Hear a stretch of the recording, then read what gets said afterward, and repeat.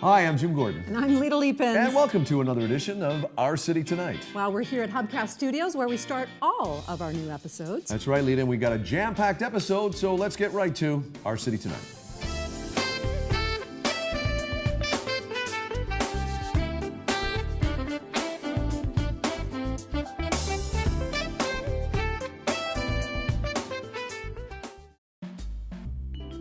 Well, we're down here at the Vancouver Convention Center, and boy, I gotta tell you, this is just a great area to hang out. We're in a back room of a new cozy little place called Lot 185. Come check it out. It'll be very popular, and even more so in a few days when the 41st Vancouver International Wine Festival hits our town. And Harry, we've got a really interesting preview in front of us. Well, Jim and Lita, at the International Festival Tasting here at the Vancouver Convention Center, we'll have over 700 wines from 160 wineries from 16 countries. We can't bring all those bottles out now, but here is a sampling of wines from around the world. And let's start from home, the Okanagan Valley. Right here, a sparkling wine, which is also a great way to start off a tasting, really refreshed. So let's head down the coast, Washington State, then Oregon, and hey, California. It's our theme region this year, so we got two of them, Northern California and Southern California. And then let's go to the Southern Hemisphere. We've got Chile. Then over the Pacific Ocean, we've got wines from New Zealand and Australia. And hey, we even have sake from Japan. And then let's go right across the Euro-Asian continent to Europe. For the first time ever at the festival, we have a wine from Romania.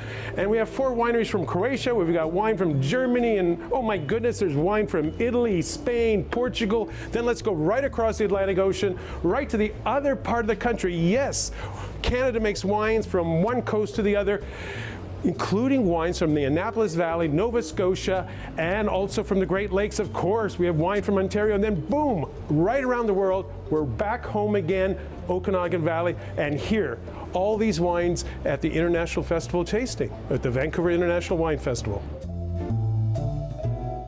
Wow, that is a lot of wine from a lot of places, Harry. Tell us a little bit more about the festival. It's now our 41st year. We started in 1979 with just one winery, Robert Mondavi Winery, just one. One? And now we have 160 wineries from 16 countries in 54 events. But the heart of the festival is the International Festival Tasting here at the Vancouver Convention Center on the Thursday, Friday, and Saturday night and Saturday afternoon. That's where all the wineries, all the producers, the owners, the winemakers, and that's where all these wines are available to taste, and also you can buy them at the on-site liquor store. So imagine if you're living in Vancouver Island or Sunshine Coast, Fraser Valley, Okanagan, or Prince George, anywhere in British Columbia, you can taste over 600 wines. Decide what you like, whether you buy 2 bottles, 4 bottles, a case, or 4 cases. You don't even have to put them in the trunk of your car. Yeah.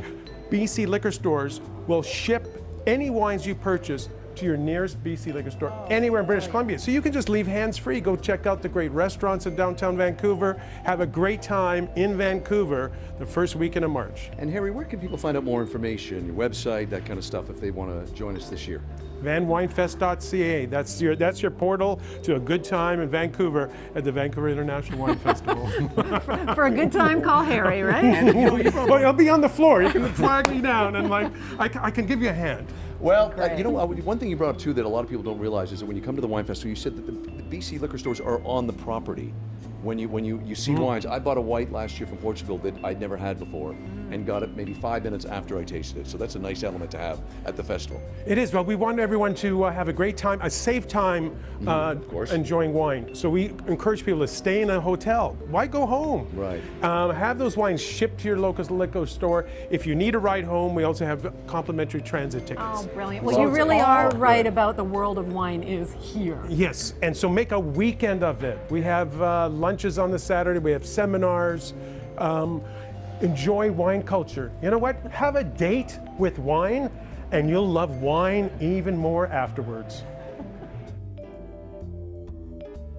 Well, we've gone from the back meeting room at Lot 185. We're now out in the restaurant here. Cozy little place. Come check it out at the Vancouver Convention Center. Okay, we're in Lot 185. We're going to try some food, but first, the wine. Absolutely. And Harry, you have chosen 2 wines from that whole selection that we just previewed. How did you choose these particular ones to share with us today? Both of these wines are from our theme region, California. Robert Mondavi Winery and Gallo.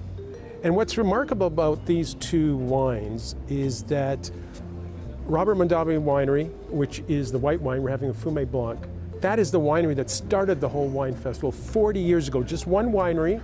Robert Mondavi's son, Michael Mondavi, came here. There was about 1,000 people. They did a component tasting with a lot of education of how to smell, how to taste. And Robert Mondavi himself came to the festival in the early 1980s. I have to ask, it's grown from 1,000 to 25,000 people. wonderful. One winery to 160 wineries. That's a pretty good improvement. Yeah, yeah. Yes. And you'll notice at the wine festival, a lot of the wineries are named after people. Right.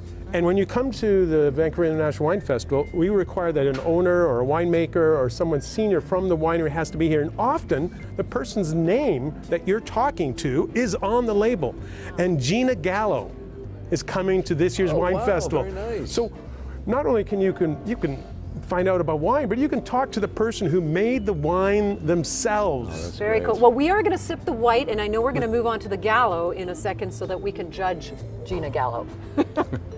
Our second wine is a Pinot Noir from the Santa Lucia Highlands, just south of the Bay Area. It's from Gallo, and it's a great example of a Pinot Noir with those bright red berry aromas and flavors. It's very soft and supple.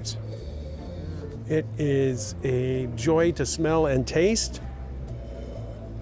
Goes great with a variety of different types of dishes. And Gina Gallo is going to come to the festival. That's what you said. Excellent. So you get to meet her and say, hey, because she's been in the business and her family for multiple generations. Yeah. And so that's one of the things that's so great about the festival. It's the wines you taste, the people you meet, and you get to bring all those memories and those bottles home with you. I think it's brilliant that you're revisiting California after being the premier wine for the Wine Fest. Vancouver was the very first export market for California wines. There's been a relationship between this market and California that goes back for decades. Oh, that's wonderful. Well, Harry, for our viewers again, they can find out more information at what website? vanwinefest.ca. All right, well, next time you see us with Harry, we'll be actually at the Vancouver International Wine Festival. We want to thank all the folks, David, Charles, and everybody here at Lot 185. Of course, it's located in the convention center. Pop by here for a little bite to eat when you're at the wine festival. Harry, thank you very much. We'll see you at the wine festival. Cheers. Cheers.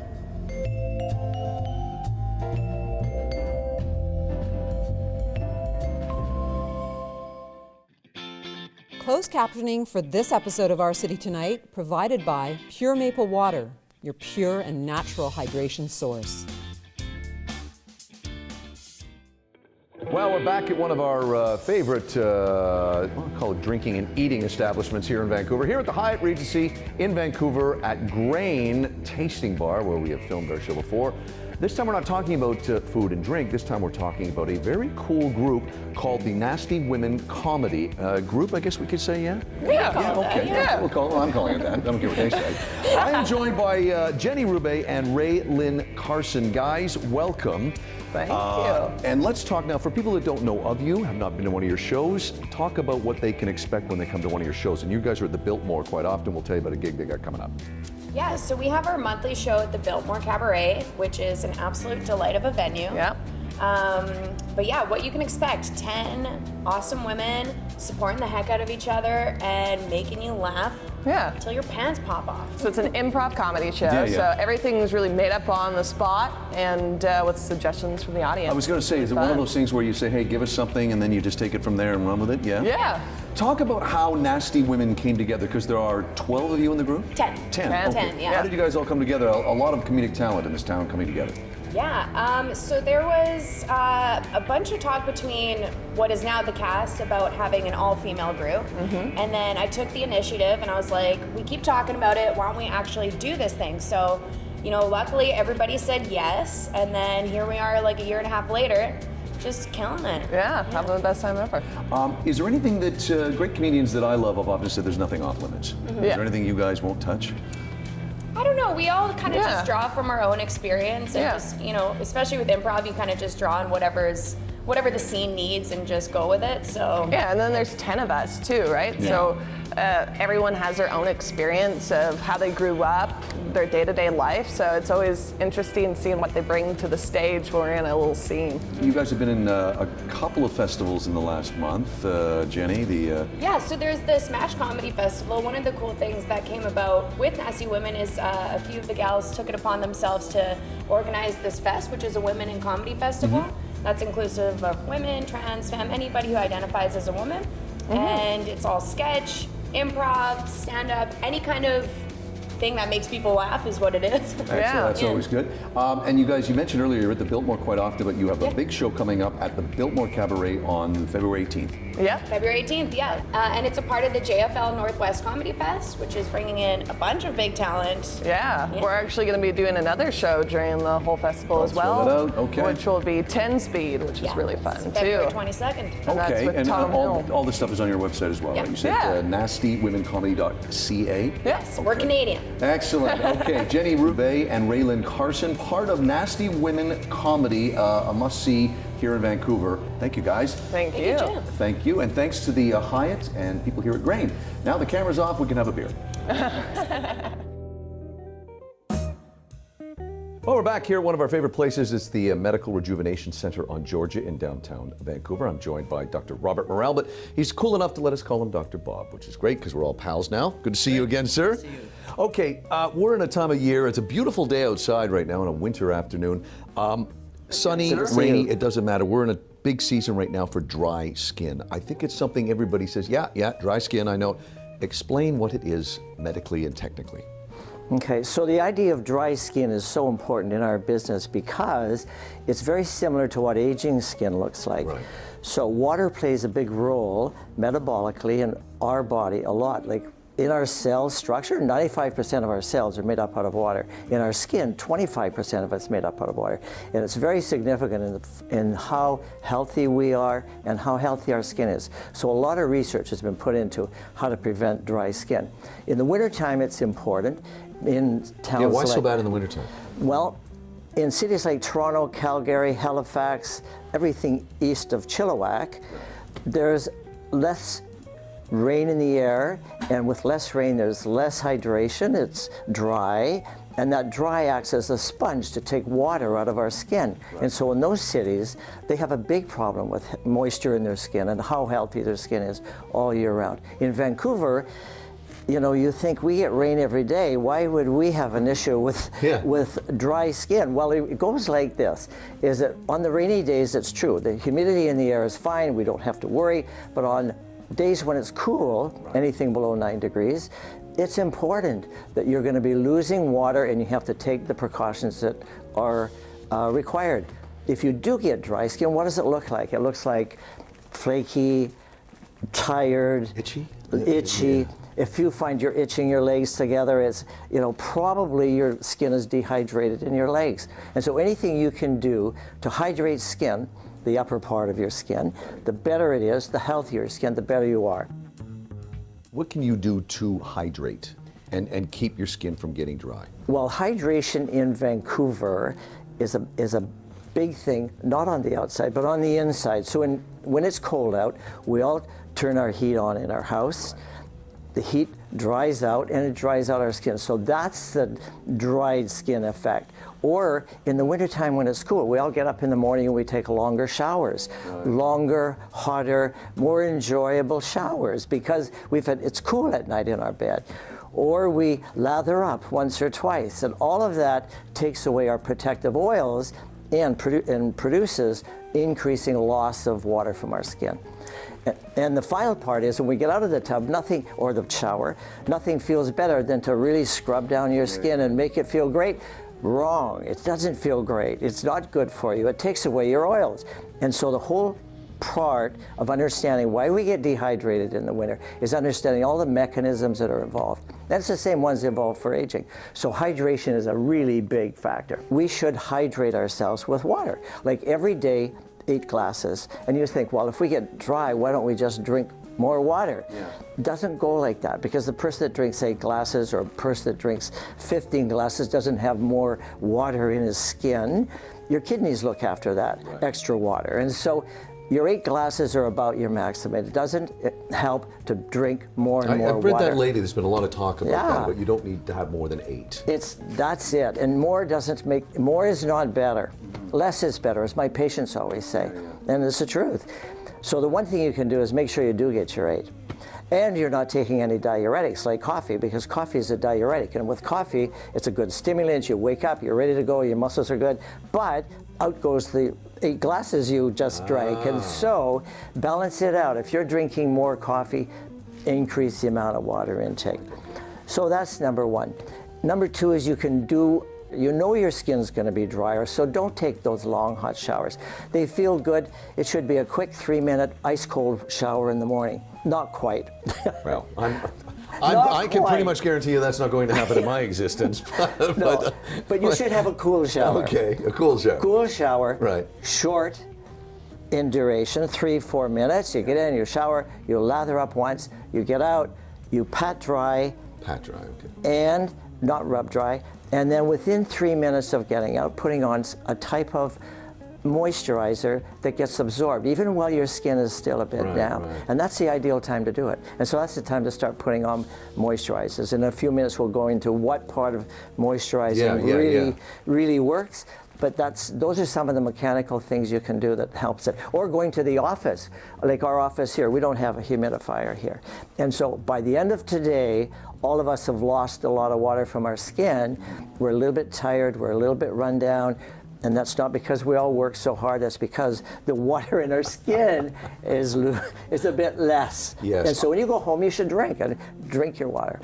Okay, well that is what you can do. We're going to come back later in the show. We're going to talk to Dr. Bob about some things you can get here at the Medical Rejuvenation Center, including something called micro needling, and we'll also tell you about a home kit you can take home as well. That's coming up later in Our City Tonight with Dr. Bob.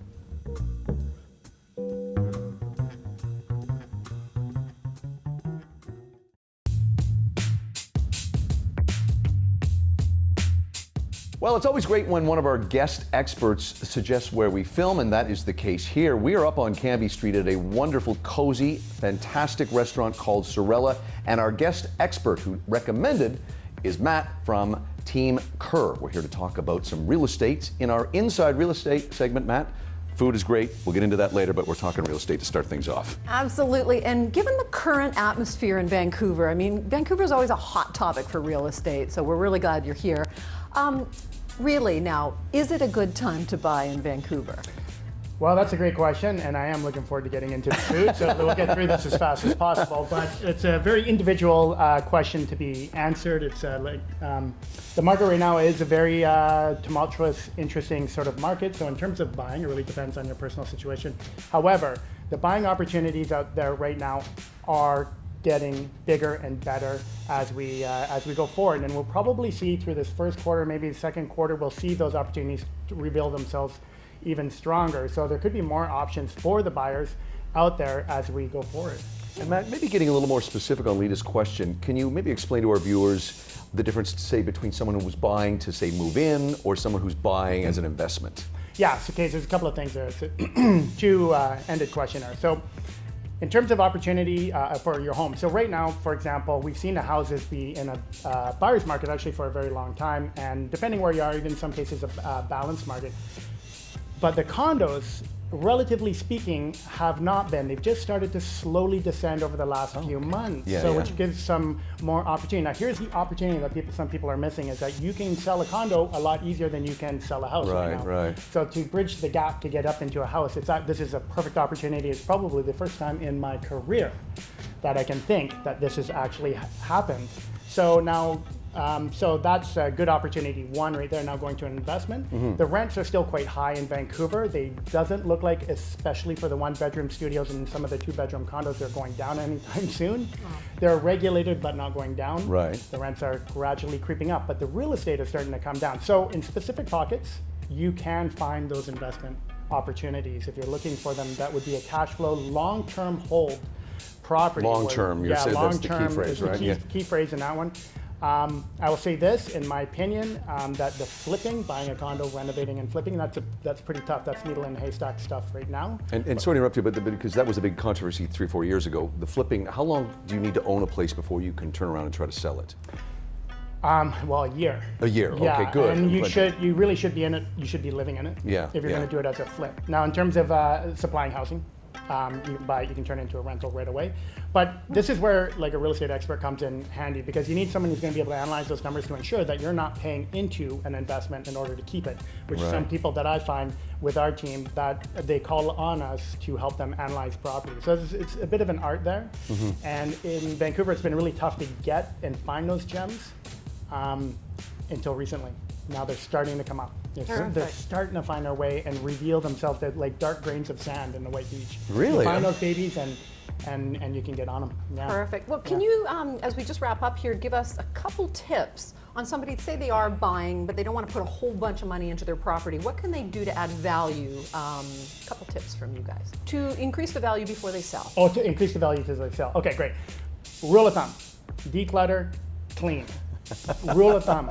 It is. You find that quite common? It's that people- amazing. Really? Yeah, when you come in and you come into a crazy cat lady house or something like this, and and also let's say, for example, we have a number of clients that have young families, and they're doing this up from a condo and into a house because, like the opportunity I previously explained. Now it's pretty funny when you have kids stuff all over the place. You have to find a place for all that. You can fill a storage locker because buyers don't care about that.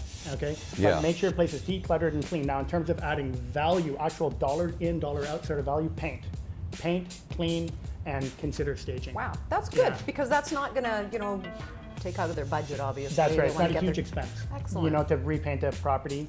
If you're going to redo a kitchen, on the other hand, that, depending on the property, that normally doesn't work out. I like that idea too of maybe taking a couple months to do everything you've just said before you contact someone like you. And speaking of contacting, where can people find out more information about Team Kerr? Yeah, teamkerr.ca is our website, and of course, you can reach us at 604-880-4588. And anyone on my team can help. We're all been in this business for a very, very long time. And a new Great. office, love it. yeah, which And we're a going to new talk office, about. We're going to show in an Well, we upcoming look forward episode. to having you back on the show, and again, real estate is a hot topic. We're excited to have you on board, Thank you. and we're going to see Matt on another segment very soon. Yeah, and we should thank Sorella for having us in this wonderful restaurant. And we got some great food here. You'll find this restaurant up on Canby Street, just around the 16th, 18th block of Canby. Thanks, Matt. Thank you.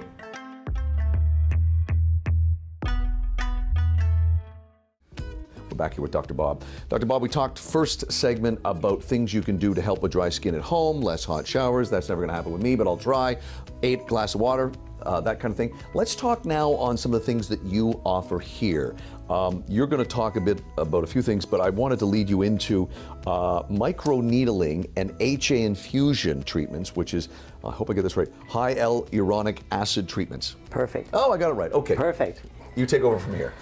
Well, that's interesting. Hyaluronic acid is probably the most studied molecule right now in skin care. And it's studied because it gives you back youth, it gives you back hydration. And so putting it in products, skin care products, is essential to have a good product like that. And we have 2 very specific products we use, our straight moisturizer and our moisturizer gel, which has an anti-inflammatory component to it for people with the real dry, itchy skin. Following that, we encourage people to use masks once a week. And the reason that is that, again, it's using HA or hyaluronic acid, 2 different sizes, so it goes different penetration of skin.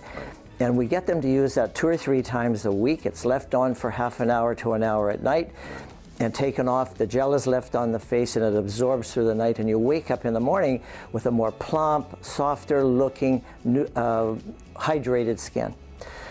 The next product or next procedure we do here is microneedling, and microneedling has been around for a long time and is very yeah, sorry to interrupt you. Explain that, because I can see people going, that doesn't sound right, but walk people through it. It's been around for a long time because microneedling alone stimulates your skin and causes release of growth factors, which make it healthier. So some people do this at home. We do it here in a more sophisticated way with electronic microneedling, where you get thousands of microneedles, which don't hurt because the skin is anesthetized.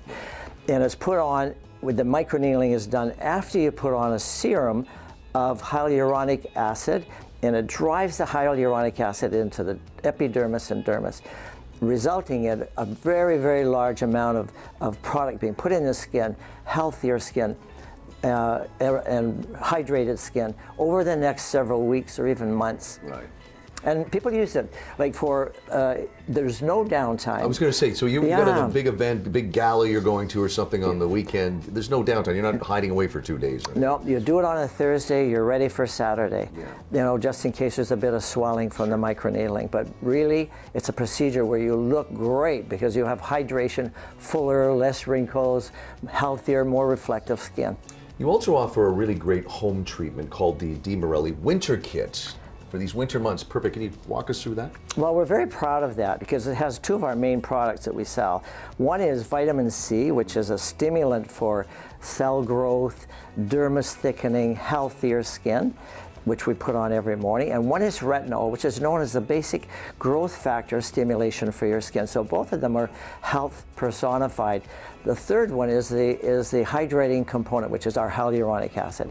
And so together, they put together a healthier, stronger, more hydrated skin for winter.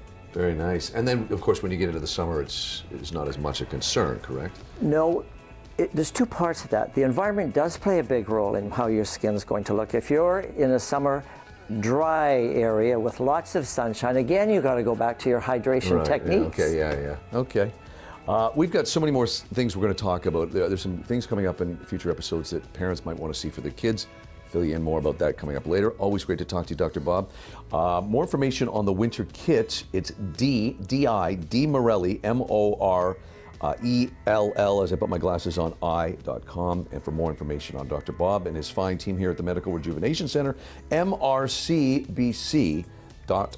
Bob, I know you got an injury here on your hand, so I won't shake too hard, but always great talking to you. We're talking with Dr. Bob, I say that correctly, here at the Medical Rejuvenation Center in downtown Vancouver. We'll be back again with more from Dr. Bob in a later episode of Our City Tonight.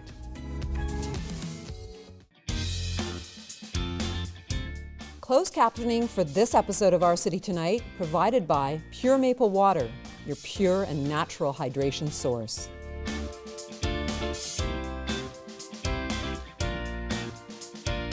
Well, we're back here at Hubcast Studios where we wrap up every edition of Our City Tonight. Well, we had a lot of fun on this episode, but it's time to say goodbye. That's right. I'm Jim Gordon. And I'm Lita Leapins. We'll see you on the next edition of Our City Tonight.